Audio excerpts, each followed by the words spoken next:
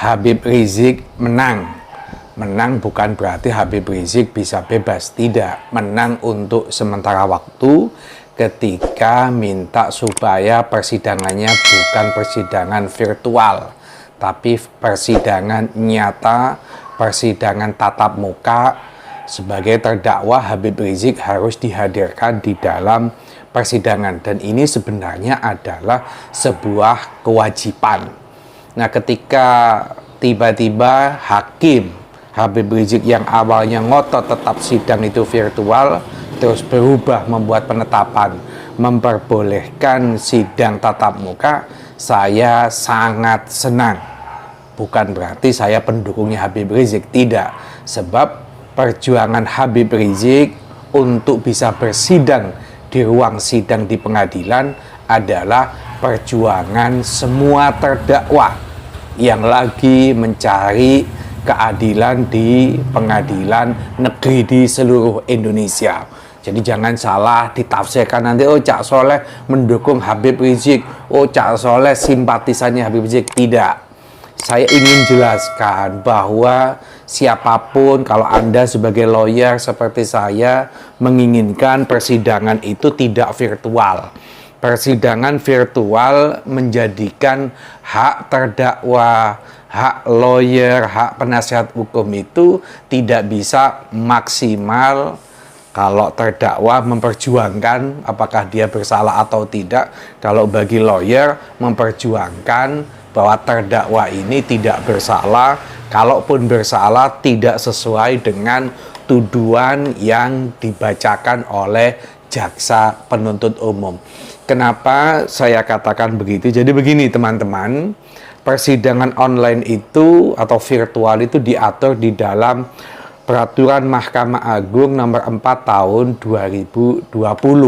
Kalau saya membaca di dalam perma ini, tidak ada kewajiban bahwa semua persidangan itu wajib online. Enggak ada. Nah, ini saya bacakan pasal 2. Persidangan dilaksanakan di ruang sidang pengadilan dengan dihadiri penuntut umum, terdakwa, dan atau didampingi penasihat hukum, kecuali ditentukan lain berdasarkan ketentuan peraturan perundang-undangan. Ayat 2, dalam keadaan tertentu. Nah, ini keadaan tertentu itu bisa ditafsirkan COVID-19.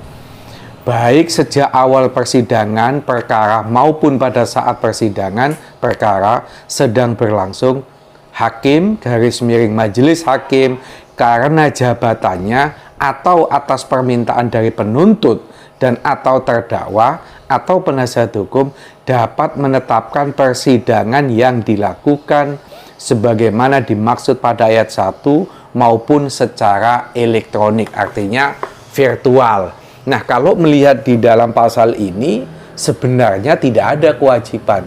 Memang hakim bisa saja menetapkan ini harus virtual. Tapi bisa juga itu karena permintaan dari penuntut umum atau penasihat hukum. Yang menjadi pertanyaan adalah ketika virtual itu banyak gangguan, misalnya Zoom-nya ngadat atau suara persidangan itu tidak bisa didengar jelas oleh terdakwa yang ada di rumah tahanan, maka atas permintaan dari penasihat hukum tentu wajib yang namanya hakim itu menghadirkan terdakwa, tidak lagi persidangan secara online. Nah, permasalahannya adalah selama ini sejak COVID-19 ini mayoritas persidangan tetap dipaksakan harus secara virtual. Baru ada kasus Habib Rizik ini yang menolak akhirnya dikabulkan. Ada kasus lagi Jering, kasus Undang-Undang ITE di Bali. Selebihnya kalau saya mendengar selentingan dari teman-teman ngotot minta tetap dihadirkan tapi tidak dikabulkan oleh majelis hakim. Ini menjadi kritik menurut saya. Bagi persidangan kita tidak boleh dipaksa. Kalau memang hak terdakwa merasa dikangkangi, hak terdakwa merasa dikebiri dengan persidangan online ini, maka hakim tidak boleh memaksa ini harus online. tapi tetap harus dihadirkan ke persidangan di ruang sidang.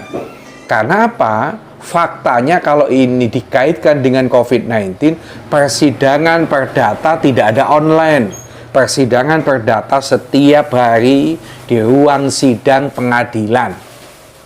Jadi, menurut saya menjadi aneh kalau setiap persidangan itu harus selalu dipaksakan secara virtual. Nah, kasus Habib Rizik ini menjadi acuan bagi siapapun terdakwa, pengacara, silahkan Anda meminta keadilan. Kalau memang merasa haknya tidak terpenuhi persidangan online, minta supaya terdakwa dihadirkan di ruang sidang. Kalau Habib Rizik bisa, kenapa kita tidak? Kalau Jering itu bisa dikabulkan, kenapa kasus yang kita tangani juga tidak?